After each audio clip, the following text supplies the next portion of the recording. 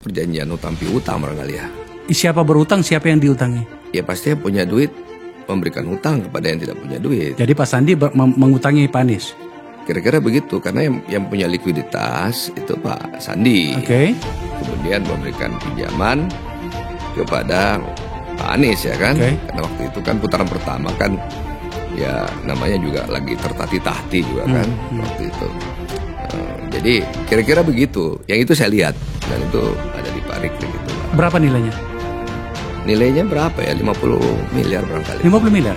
Nah, sekarang tinggal ditanyakan saja kepada Anies Baswedan, benarkah dia punya hutang sebesar 50 miliar rupiah kepada Sandiaga Uno saat Pilkada DKI Jakarta?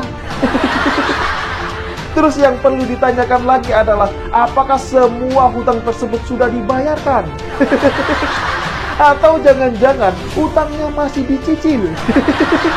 Anies punya hutang ini sebesar 50 miliar, kemudian disangkut pautkan bahwa Anies ini adalah tokoh atau pemimpin dan calon pemimpin yang tidak korup.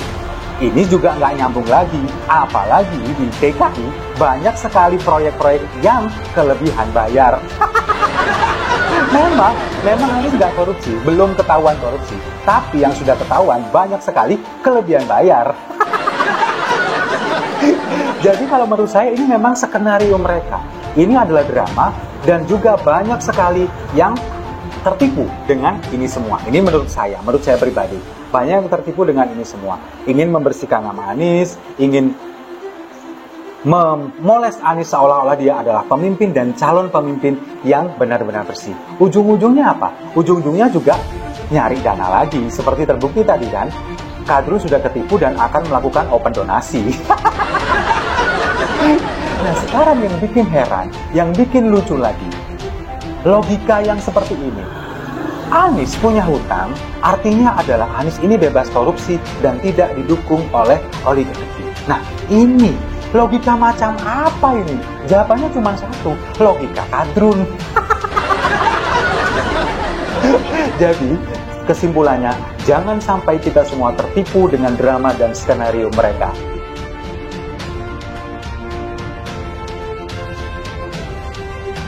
Erwin Aksa sebut ada perjanjian utang piutang antara Anies dengan Sandiaga.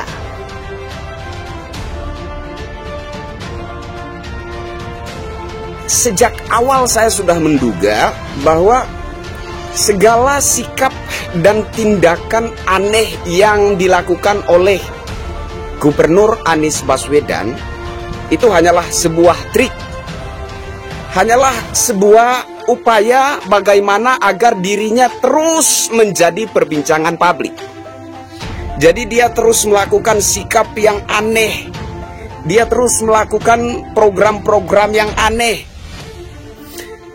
dia terus melakukan hal-hal yang menimbulkan tanda tanya di masyarakat. Untuk apa? Untuk supaya dirinya terus menjadi bahan perbincangan publik. Tanpa kita sadari, Pak Anies Baswedan sementara mengumpulkan elektabilitas. Sadar nggak sadar, kita itu sementara melakukan kampanye gratis untuk Pak Anies Baswedan.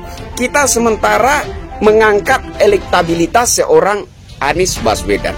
Nah kalau sudah begini, kan semakin menunjukkan bahwa memang Anies Baswedan ini tidak bisa bekerja sama sekali. Dia memang ahlinya retorika dan menyusun kata-kata. Makanya tidak heran apabila banyak kadrun yang terhipnotis dengan bualannya.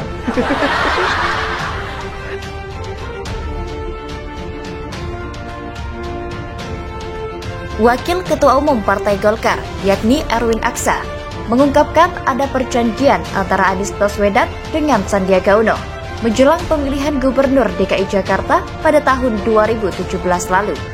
Menurut Erwin, perjanjian antara dua orang yang akhirnya terpilih menjadi gubernur dan wakil gubernur itu berkaitan dengan utang piutang. Ya, saya cuma melihat, saya nggak tahu isinya apa. Itu saya lihat ada perjanjian utang piutang, kata Erwin saat dihubungi Kompas.com pada Minggu 5 Februari 2023. Erwin enggan menjelaskan lebih lanjut mengenai perjanjian itu. Ia mempersilahkan Kompas.com untuk mengutip pernyataannya dalam wawancara di kanal YouTube Akbar Faisal Unsensor. Dalam wawancara itu, Erwin menyebutkan bahwa Sandiaga memberikan utang kepada Anies untuk memenuhi kebutuhan logistik pada pemilihan gubernur DKI Jakarta 2017. Erwin sendiri merupakan salah satu sosok yang masuk dalam barisan pendukung pasangan Anies Sandiaga pada 2017 lalu. Ya, kira-kira begitu. Karena yang mempunyai likuiditas adalah Pak Sandi, kemudian memberikan pinjaman kepada Pak Anies. Karena waktu itu kan putaran pertama ya kan, namanya juga lagi tertatih-tatih waktu itu. Nilainya berapa ya? Paling sekitar 50 miliar rupiah barangkali, ujar Erwin. Ia mengaku ikut menyusun perjanjian tersebut bersama kuasa hukum Sandiaga, yakni Rik Rizkiana. Saya kebetulan ikut drafting lah perjanjian.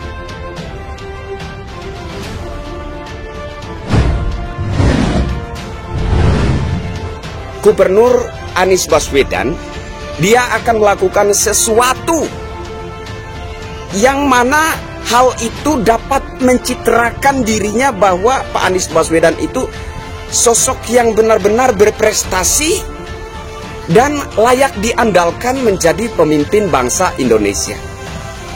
Bangsa Indonesia yang berbineka tunggal ika ini. Erwin mengatakan perjanjian soal pembagian tugas itu diusulkan oleh Wakil Presiden ke-10 dan ke-12 Republik Indonesia, yakni Yusuf Kala. Ia menyebutkan JK mengusulkan ada perjanjian tersebut karena JK juga membuat perjanjian serupa saat berduet dengan Susilo Bambang Yudhoyono pada masa pemerintahan periode 2004 sampai dengan 2009. Jadi waktu itu Pak SBY kerja apa, Pak JK kerja apa? Ya sama. Pak JK juga mengatakan, bikin saja perjanjian sama seperti waktu saya dengan Pak SBY 2004. Presidennya Pak SBY, Pak JK wapresnya. Pak JK sendiri yang menasehati, ujar Erwin. Sebelumnya Sandiaga juga sempat mengungkap adanya perjanjian antara dirinya, Anies, dan Ketua Umum Partai Gerindra, yakni Prabowo Subianto, terkait pemilihan Gubernur DKI Jakarta 2017. Akan tetapi pria yang kini menjabat sebagai Menteri Pariwisata dan Ekonomi Kreatif itu enggan membeberkan isi perjanjian tersebut. Saya, Pak Prabowo, dan Pak Anies, dan saat itu yang ngedraft dan ditulis tangan sendiri oleh Pak Fadlizon. Dan setahu saya sekarang perjanjian itu juga dipegang oleh Pak Dasko, ujar Sandiaga pada Senin 30 Januari lalu. Jadi nanti mungkin Pak Dasko atau Pak Fadli yang mungkin bisa memberikan keterangan. Karena itu juga menyangkut ada sisi Pak Prabowo dan Pak Anies juga, ujar Sandiaga. Dasko mengakui perjanjian itu berada di tangannya, tetapi ia tidak mau mengungkap isi perjanjian tersebut karena bukan konsumsi publik. Nanti di kesempatan lain, ya lihat perkembangan lah nantinya. Apakah kita kemudian akan cerita sedikit atau bagaimana, ujar Dasko. Tetapi isinya apa? Ya kita nggak mau buka, karena itu bukan konsumsi publik. Jadi kalau mau bertanya-tanya, ya boleh. Nanti masuk Gerindra dulu tapi, imbuh dia. Anies disebut-sebut sudah lunasi hutang. Sementara itu Sudirman Said, yang ketika itu juga masuk dalam tim sukses Anies Baswedan, mengakui bahwa ada kesepakatan Anies Sandi soal beban biaya kampanye. Ketika itu Anies memang tak memiliki modal yang kuat untuk bertarung pada Pilkada 2017. Saya tidak mendengar ada perjanjian. Yang ada perjanjian soal berbagi beban biaya pilkada dengan Pak Sandi, itu saya tahu, ucap Sudirman di Bandara Soekarno-Hatta pada Senin 30 Januari. Namun beban biaya itu dianggap tuntas lantaran keduanya akhirnya meraih kemenangan. Di sisi lain, Sudirman mengaku tak tahu menau soal perjanjian Anies dengan Prabowo yang sebelumnya santer diberitakan juga terjadi kesepakatan di tahun 2017. Dia menyebut Anies memang sempat ditawari Prabowo menjadi cawapres pada 2019. Namun, Anies memilih tetap menjalankan tugasnya sebagai Gubernur DKI Jakarta.